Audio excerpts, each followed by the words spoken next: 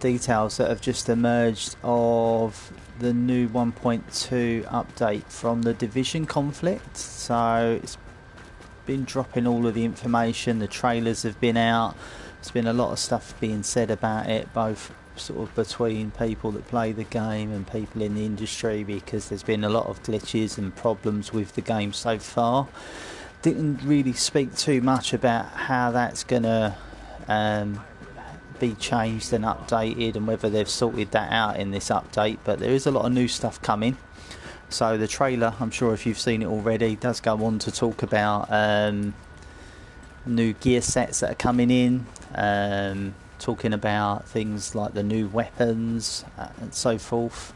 So there's a lot of new stuff there to get your head round, but the biggest thing for me looking at it and looking at what people have said that I play the game with is the fact that now when you're extracting your items in the dark zone, is that people will be able to come up and try and hijack that and steal the gear that's going up. So if they can catch it before the helicopters extracted it out, they'll be able to possibly nick all your hard work, all the stuff that's going on there, which on first reaction seems a little bit unfair to me. You know, it's hard enough at the best of times doing this, and it is going to entice more people to go rogue and stuff along them lines, which if you're playing on your own you'll know, and I often go in the dark zone on my own, it's hard enough at the best of times trying to extract you know, when you're playing solo. But if it's a case that you're then going to have possibly people sitting on the extractions waiting for people to extract so they can jack you, it's going to make it a damn sight more harder again for us. So I guess it's kind of pushing you towards the way to roll in teams. I guess there's a few ways that you can maybe look at it. One is, you know, if you're rolling in a team, you know, you need to do team extractions, and that may counteract anyone trying to jack your gear, or trying to extract at the last minute, possibly. You know, last few seconds, try and get it on the rope so you don't give any potential hijackers a chance to take your hard-earned loot. But yeah, it's definitely controversial, that one. I was pretty gutted when I read about it that that was going to be brought in, because I like to play like I say in the dark zone on my own quite a lot. So it's definitely one of the things that stands out. Having some new gear that's coming in, that looks quite good. I noticed some of the stuff. I think one was Final Measure, which I think was labelled as Diffuser. Lone, was it Lone? I should have made more notes on this actually, so I could remember it all. Lone Star, I think, was the next one, which was more based around survivors.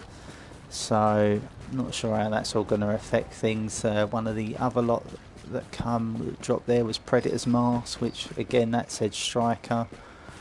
I'm trying to run around without really getting into much trouble here.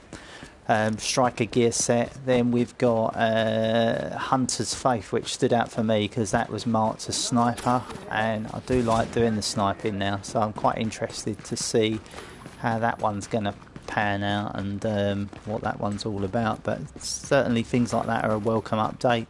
More stuff to collect, and different gear scores, I'm guessing from some of the information that they've been releasing about, you know, 214s and 240s depending on what mode you're running it in, which all sounds good. Another one of the big things that stand out for me in the trailer was the high value targets, HVTs, which it looks like they're going to be like daily assignments that you get to play out in New York City. From what I can make out, it didn't look as though that was in the dark zone. That looked like it was in the other areas around New York. So maybe get us back out in the map again, which is, you know, as you all know, once you've completed everything, there's not much reason to run around in here anymore. So it'd be nice to get back out in the city rather than just being confined to the dark zone. So that one, yeah, for me, that was something that I was kind of looking forward to, if that's the case. and there was something in there, and I was meant to take a quick look back before I started this stream, that was mentioning about something like credits that you get if you're hunting down these HVTs. So maybe something else that we'll be looking to build up, a bit like the Division tech. It was something along the lines like that anyway. So that's another thing that's definitely new on the map. Oh, it was back here. See, I was trying to time it and run back to where this new conflict is going to start. So yeah, I mean, all in all, there's a lot of controversial stuff coming in. Looks like it'll be some good stuff. Not much mentioned, about exactly what's happening with all the glitches, whether or not they've been working on them and they're going to be brought in at the same time with the 1.2 patch. But again, it's another free update from Ubisoft, so that's definitely good for people that are not looking to buy for the paid content. I've already paid for the season pass, so for me, it's nice that it's free. But either way, I'm quite looking forward to all the updates. Hopefully they're all a positive thing that's going to improve the Division.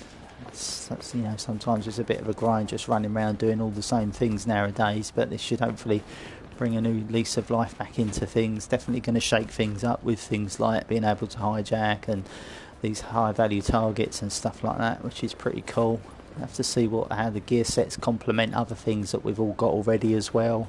Now that's going to affect things, and hopefully they've sorted out the scavenging, so when we are hunting around farming trying to get the better high end gear and complete our gear sets, it'll be possible to do it, which is at the moment is definitely not as easy at getting all of the things that that we all need. So one thing I did notice again, and I'll just leave this here and end the stream, is the other updates that are upcoming. So on the end of the video from Ubisoft, it did mention that April we had the 1.1 incursions, which we've all been doing, Falcon's Lost.